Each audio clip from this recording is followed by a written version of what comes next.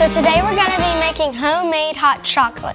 So what you'll need for this is 2 tablespoons cocoa powder, 2 tablespoons sugar, 1 tablespoon instant coffee, and 1 teaspoon of cinnamon sugar.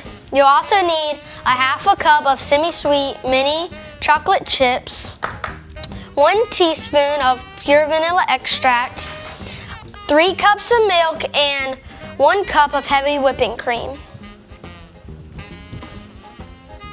Then you'll mix all your dry ingredients, but not the chocolate chips, in a bowl till it's nice and soft.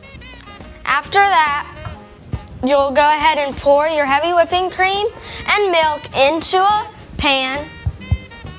And then, after you do that, you'll pour in your hot cocoa powder and whisk until it brings to a boil.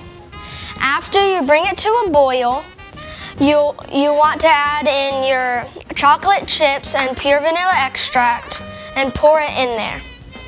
Then what you want to do is, while prepping to pour the hot chocolate in, you'll want to ground up some peppermints and get some marshmallows out.